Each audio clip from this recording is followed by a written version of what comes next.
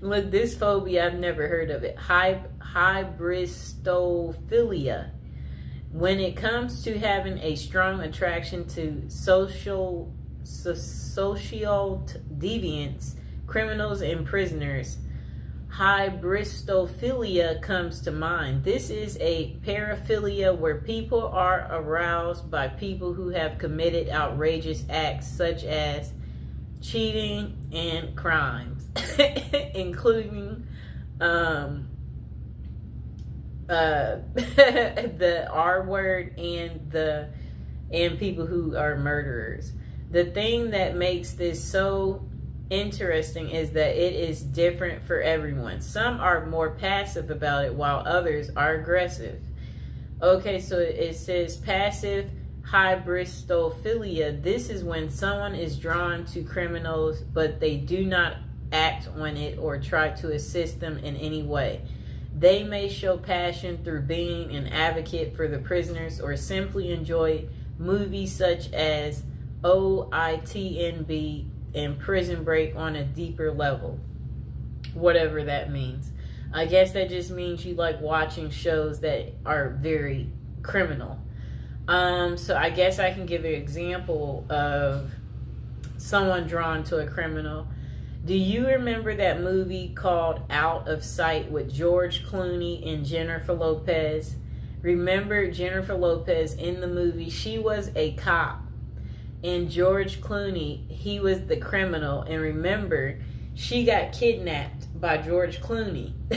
They created a romantic movie out of this situation. And J-Lo, she, had no man in her love life. Very good looking woman, and then here is this criminal that kidnaps you, and he's very handsome, okay?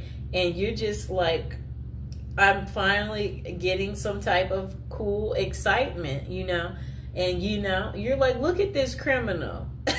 Like, why would I tell on this criminal? I never get this level of fascination. That's how J-Lo felt, So, yeah, like at the end of the movie, they were trying to catch him. And the other cops asked her, did you see him? And she kind of like froze, like, because she's wondering, do I tell them? Because she is at work and she is in uniform. She's a cop.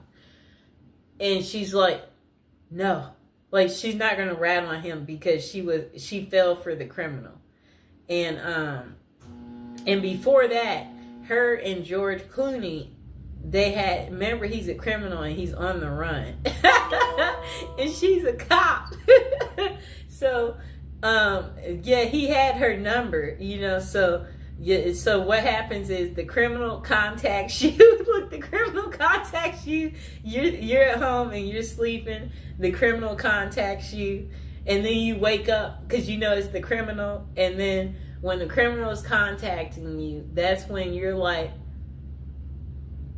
you're all ears because you don't know when you'll ever talk to this criminal again because he's calling like private. And you're enjoying this because you're like, where are you? I haven't heard from you in a while. I'm surprised to hear from you. That's what happened to her. He randomly calls, but she can't call him back because I understand this clearly, especially when you don't want to get caught in some type of way where I'm like, you know what? I want to be friends with that person, but they know this and that, so that could be bad, where you just you have to think about certain things where you're like, it might not be the best to that's kind of what the criminal was feeling because he knows at the end of the day she's a cop and it's her job to bust people like him and put them behind bars. So anyway, they had their secret meetup in the movie. And their secret meetup, where they went out to dinner. They both was just, it was a night to just enjoy one another, talk to each other, clarify, yes, so why haven't I heard from you? And then he's like, well, blah, blah, blah, blah, blah. And then they had their one night of passion. It was unforgettable, I guess. moment. That was her one night of fun. And then that was pretty much the end of it. And then she didn't hear from him anymore. Like, it's like, it was a really, really good movie. Probably one of her best movies. Okay, so look, back to aggressive. The next one's called aggressive hybristophilia. This is where trouble can arise. These are men and women who proactively help the criminal they are attracted to. This means they could lure victims in, cover for criminals, bury bodies, and other severe acts. Bonnie and Clyde are the perfect example of this type. I'm trying to think, do I know of one like this? Where men and women help the criminal they're attracted to. This means they could lure victims in, cover for criminals, bury. Okay, I'm trying to think. That one I can't think of. It's not a fast one that just comes to me. Okay, so why do so many prisoners / criminals in relationships? The answer is quite simple.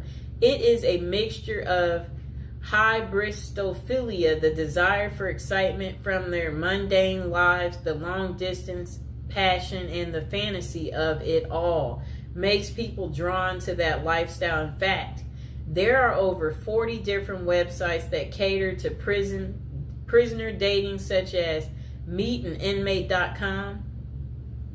And then potential consequences. Though it would be nice to have a happy ending every time, there are significant consequences from dating a known criminal. For example, a book called Dream Lovers: Women Who Marry Men Behind Bars. Jacqueline Wilcox Bailey talks about a real-life incident. Two sisters walked out of their long-term, boring relationships to get with prisoners. When those men were released, one of the sisters was murdered, and the other was beaten and tortured, which sent her supposedly posed lover back to jail. I think they mean prison. With this as a possibility, always be aware of the dangers you could be subjecting yourself. If you decide to follow that journey, with that being a solid case, does that mean that all prison love is fake and they are nothing but predators? Then they said myth. There is no such thing as true love in prisoners.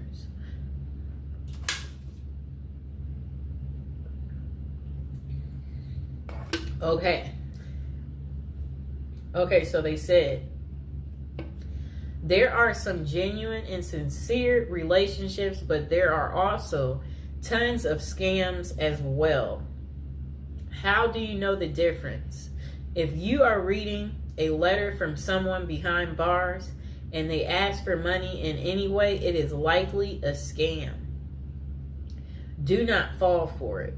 They could either be reaching out to women and men for financial gain, attention with the media, or to gain supporters, just like Ted Bundy, Richard Ramirez, and Scott Peterson did. I know what all of them look like. That's how infamous they are.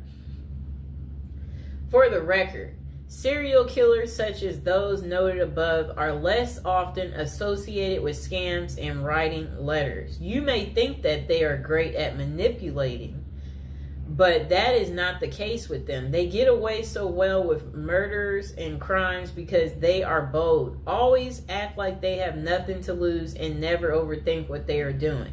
With an IQ of below average, more love letters come from non-serial killers who are much smarter and think things through better. Okay, overall, use your best judgment. These people will not always con you. They may be truly into letter writing for human connection. That's kind of funny because like they crave the connection, so that they're writing the letter because, you know, there are many people in jail who do not have family or friends to reach out to. So they turn to pen paling to feel involved, valued, heard, and feel like they matter.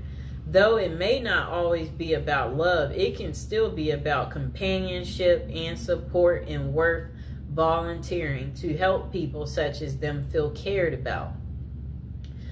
Bonus, how to craft a prison letter. One thing I noted the most about the letter I have how well written it is. There are no errors. The penmanship was nearly perfected and the message was very well contrasted. So how did someone in prison learn to write so well? One word: practice. Those who write love letters would use trial and error in their writing. For example, they would keep tabs on the responses they would get from their loved ones. When they said certain things, they would then work on perfecting in those areas to get even more positive responses. In addition, they could have utilized other inmates for assistance as well. More perspective is a catalyst for fostering new ideals in learning how to write a moving love letter or scamming someone successfully. If you want to learn to write a great letter, start with practicing. Use your feedback as a guide and never be afraid to ask for help so you can become a pro. And the final thought, falling in love with criminals and prisoners is hypobristophilia, though having this characteristic is a passive sense is fine. Seek help if you feel like you will act on those passions. There are limited professionals that can assist, but it is worth finding a reputable person before you do anything drastic that could land you in jail yourself. Oh no. Remember, human connection and writing to prisoners is a great way to improve their quality of life.